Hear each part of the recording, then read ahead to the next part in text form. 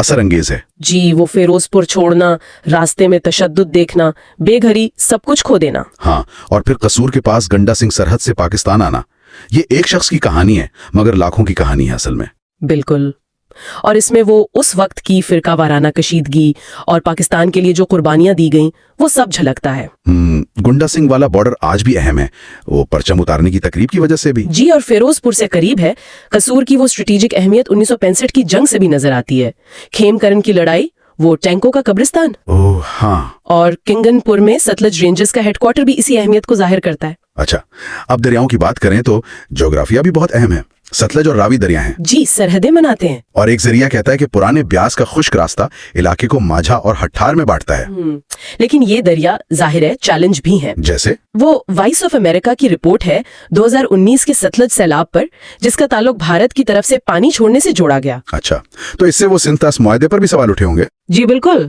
پانی کے انتظام، سرحد پار تعلقات، یہ سب اس میں آ جاتا ہے. رپورٹ میں کچھ تضادات کا بھی ذکر تھا، پاکستانی حکام اور انڈس واٹر کمشنر کے موقف میں پانی چھوڑنے کی اطلاع وغیرہ پر.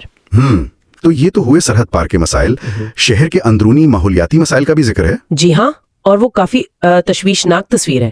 لوک سجاگ کا مضمون کہتا ہے کہ روزانہ کوئی 4200 ٹن ٹھوس کچرا پیدا ہوتا ہے مگر کوئی صحیح ڈمپنگ سائٹ نہیں ہے. اوہ، تو پھر آلودگی، صحت کے مسائل. بالکل. اور پھر ویکیپیڈیا اندراج میں وہ چمڑے کی صنعت کا ذکر ہے جو معیشت کے لیے اہم تو ہے مگر پانی کی شدید آلودگی اور کینسر کی بیماریوں سے بھی جوڑا گیا ہے اسے. جی، ذرائع میں اس کا ذکر ہے جس کی وجہ سے پھر وہ واٹر ٹریٹمنٹ پلانٹس کی ضرورت پیش آئی. یعنی ترقی اور ماحول کا توازن ایک مشکل سوال. بالکل.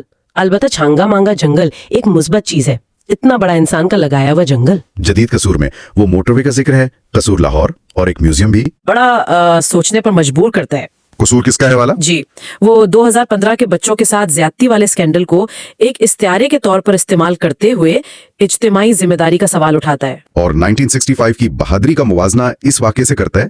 یہ تو کافی سخت موازنہ ہے. جی، ذرائع اسی طرح سے پیش کرتا ہے، جواب دہی پر سوال اٹھاتے ہوئے. تو خلاصہ کیا ہے ان سب ذرائع سے کیا سمجھ آتا ہے؟ قصور ایک طرف تو گہری تاریخ، بلے شاہ کی روحانی چھاپ، منفرد ذائقے، تقسیم کی یادیں. بالکل. اور دوسری طرف آج کے سنگین مسائل، پانی کے جھگڑے، آلودگی، صنعت کے اثرات اور وہ سماجی ذمہ داری کا بڑا سوال جو ماضی کے واقعات نے کھڑا کیا. تاریخ کا ورثہ بھی ہے اور حال کے چیلنجز بھی. جی، ایک طرح سے یہ شہر پاکستان کے بہت سے رنگوں اور مسائل کا ایک چھوٹا نمونہ ہے. سننے والوں کے لیے آخر میں ایک سوال چھوڑ جاتے ہیں.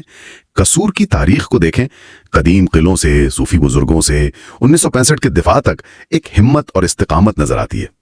کیا وہی جذبہ آج کے پیچیدہ قصور، یعنی شہر کی جو خامیاں ہیں، جو مسائل ہیں اور جو اس کا